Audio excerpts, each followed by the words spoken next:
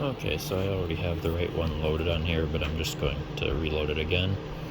So for backup, you go into File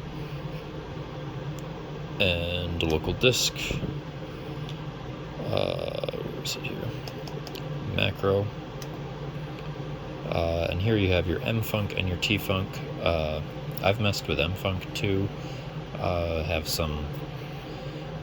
I customize it so that these T++ and T-, they index, but they don't change the tool number that's active in the control. That way you can use them to correct if somehow it gets off. So anyway, you just go here, say with the mfunc, I would just, well, you'd want to do it with tfunc in this case. You just copy, press copy here, and then go over to your data traveler and paste it right here. But I don't want to do that because I have a tfunc in there and it will replace it, overwrite it. So once you've backed that up, you should really back up the whole thing. That's detailed in the manual, or you can connect it to a computer here, and then this whole control will show as basically a drive, and you can just copy everything into your computer. So anyway, I haven't had a problem with these erasing, the offsets erasing, but that might be something to back up, or you can just redo them afterwards. Anyway, it's very slow, always is. So you don't press EOB like you're loading it into program. I mean, if you press EOB, you'll get or end a block, you'll go to program. We don't want to do that because you can do this. You can put it into program and you can test it by just entering number 200, I believe it is, or the variable 200 is equal to whatever tool number you want to switch to. That's the target tool number. However, you can do a lot more in C program. You can do things, for instance, like use a go-to jump to go before its location. There are a bunch of things that you can do in program that you cannot do in macro. So to some extent it's handy to test, but on the other hand it isn't really the right environment. So cancel that. So what we want to do here is press copy, and copy should bring up this dialog. Copy this file to D macro or C macro, and we press confirm with end of block. File exists, yes, so we're covering it. Hopefully we're already backed up, and there, it's done. Now we have to just power cycle the machine. One thing to note is go to System and Tool. These are all, so this is the current tool, is 12, that's what I got in there. The max tool count is 36. This is the, if you go to coordinates, 36 maximum.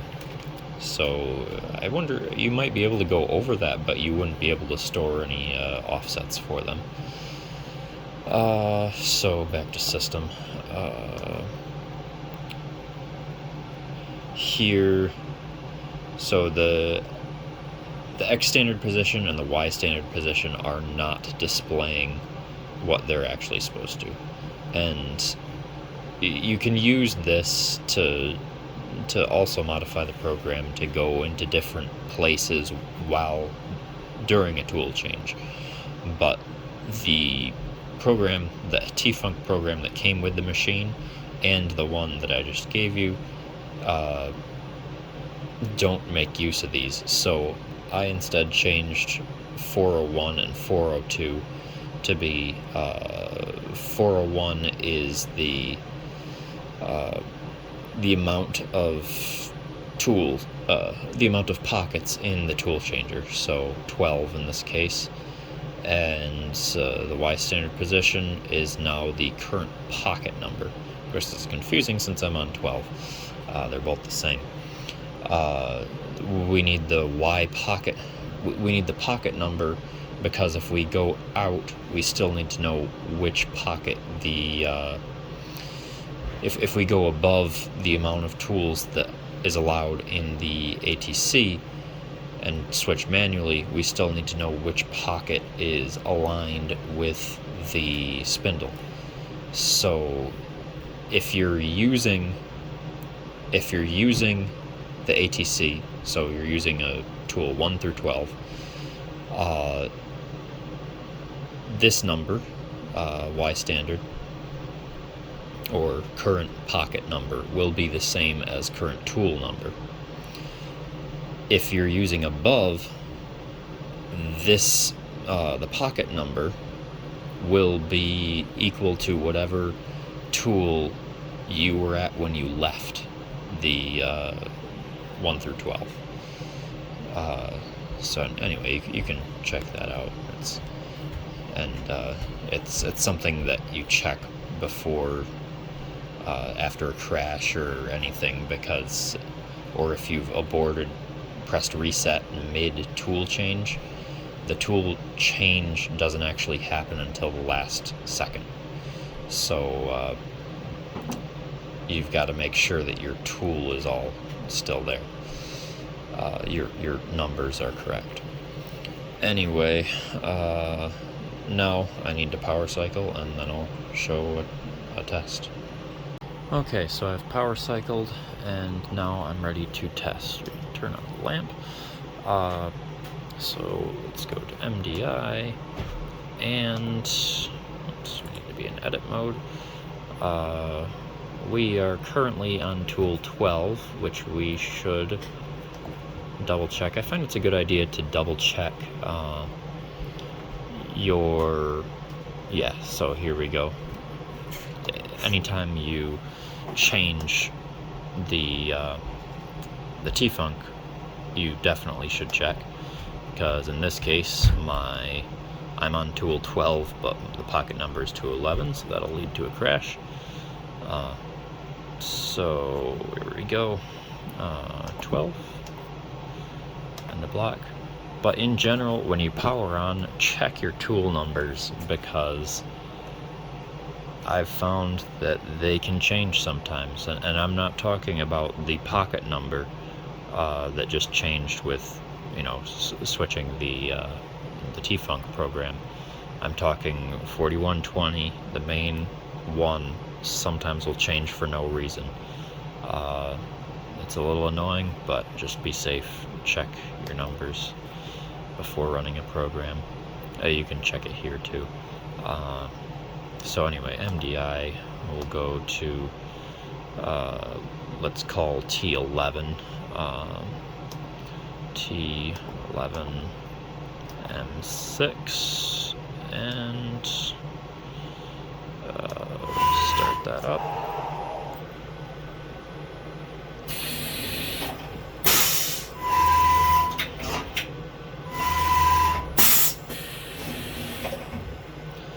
So there, we've changed from ATC to ATC. Now let's change from ATC to out of the ATC. So we're at T21. Let me just show you the tool thing. So here we go. Our current tool number is 11, as well as the pocket number. So now we're going for 21. What'll happen?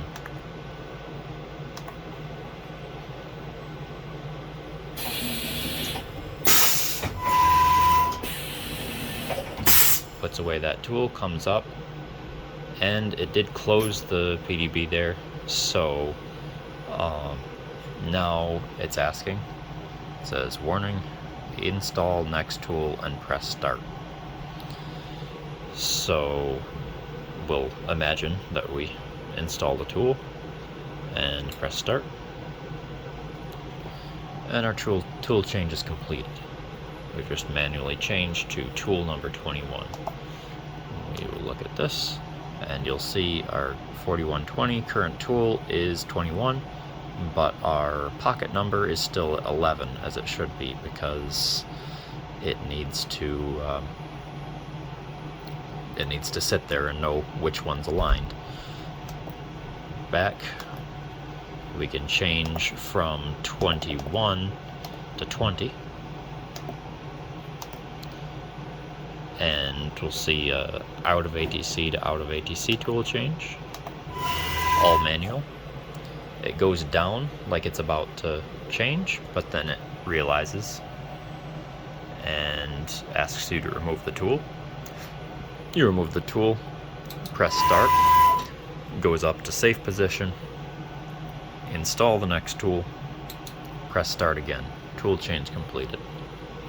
Now, again, our tool, we're at tool 20 and still at 11 because the pockets have not changed at all. Go to MDI. Now let's go back into the ATC. And this is where I had a little trouble. We'll go back to tool number 11. I was having trouble where it was switching on the umbrella and then immediately switching it off. This should be fixed now. So tool 11, that's what we're lined up to. But we'll show you. You don't need to go back to the one you're lined up to. You can go back to any of them. So go, comes down,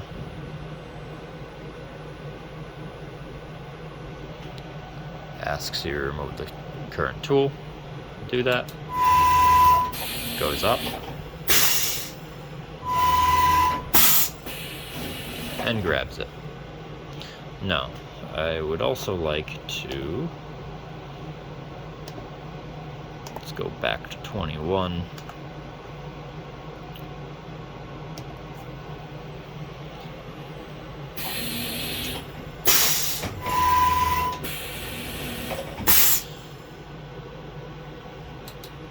Alright, so now we're on tool 20, and I want to get to tool number 12. So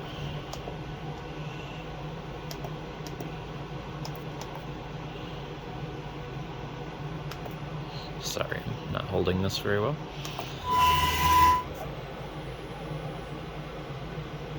It'll ask you to remove the tool at this point.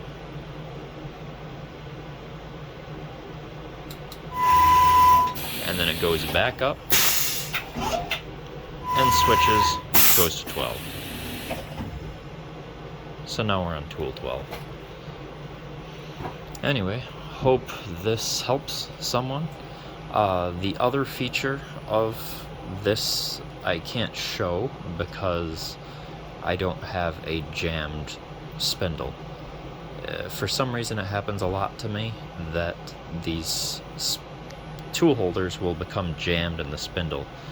So this post, or this T-Funk, what it does is when it gets jammed, it will try twice to knock it out, and then it will stop with an M0 and ask you to press start. When you press start, the umbrella will retract and you can loosen it by hand. Then you press start again and it continues on as if nothing happened. You know, the umbrella comes out and the umbrella comes out, grabs the tool, releases it. If it gets stuck again after that, it'll just keep on repeating rather.